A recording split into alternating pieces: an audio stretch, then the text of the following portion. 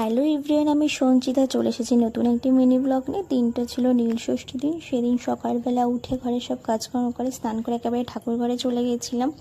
আর গিয়েই সব কিছু গুছিয়ে নিয়েছিলাম পুজোয় যা যা লাগে, কারণ আমি নীল ষষ্ঠীর উপোস করেছিলাম। তারপরে সিংহাসনটাকে একটু সুন্দর করে গুছিয়ে নিয়ে আমাদের বাড়িতে যে ছোটো ছোটো শিবলিঙ্গ আছে তাদেরকে স্নান করানো শুরু করে দিয়েছিলাম। আর প্রথমে যে শিবলিঙ্গটা দেখলে সেটা আমি চাকলা থেকে এনেছিলাম, আর দুটো বাড়িতেই ছিল, মানে আমার শাশুড়ি পুজো দিত। তো দেখো, তারপরে স্নান টান করানোর পরে তাদের কপালে চন্দনের ফোঁটা দিয়ে সুন্দর করে বেলপাতা আকন্দ ফুলের মালা দিয়ে সাজিয়ে দিয়েছিলাম।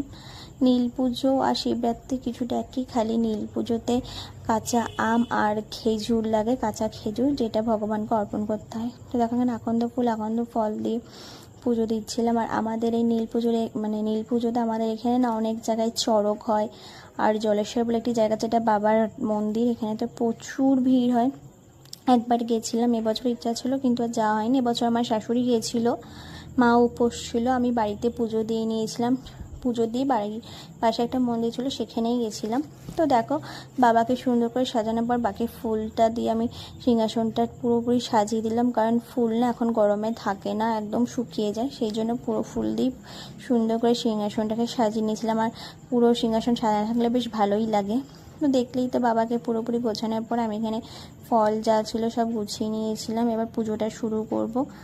আর বলে রাখি, পুজোর যত ভিডিও সেগুলো সব আমার বোন আমাকে হেল্প করে ভিডিওগুলো করতে, একার পক্ষে সম্ভবই না, ও থাকে বলেই পুজোর ভিডিওগুলো আমি করতে পারি। তো যাই হোক, এখানে আমি ঘরের পুজোটা খুব সুন্দরভাবে দিয়ে দিতে পেরেছিলাম, কিন্তু অনেকটা টাইম লেগেছিলো সব গুছিয়ে পুজো দিতে। তো দেখো, আমার পুজো দেওয়া হয়ে গেছে। কেমন লাগছে আমার বাড়ির মহাদেবকে তোমরা কিন্তু অবশ্যই জানাবে। আর চারপাশটা বেশ ভালো লাগছিলো, পুরো ফুল টুল দিয়ে খুব সুন্দর করে সাজিয়েছিলাম। তো ঘরে পুজো হয়ে যাওয়ার পর আমি তাড়াতাড়ি রেডি হয়ে নিয়েছিলাম একটা শাড়ি পরে, কারণ যাব মন্দিরে, অনেকটা লেট হয়ে গেছিলো। তো আমি আর আমার ছোটো মাই গেছিলাম, মার প্রচণ্ড শরীর খারাপ ছিল, বা যেতে পারিনি। মন্দিরে গিয়ে দেখি বেশ ভিড় রয়েছে, কিছুক্ষণ দাঁড়িয়েছিলাম সব কিছু নিয়ে। তারপর তাদের হয়ে যাওয়ার পরে আমি বাবার মাথায় জল ঢালেছি, আর মনের যা ইচ্ছা ছিল বাবার কাছে চেয়েছি। জানি না কতটা কি পূর্ণ করেছি বা কতটা কিভাবে করতে পেরেছি, তবু যদি ভুল ত্রুটি হয়ে যায় অবশ্যই বাবা দেখবে, ক্ষমা করে নেবে, আর মনের চাগুলো যাতে খুব পূর্ণ করে।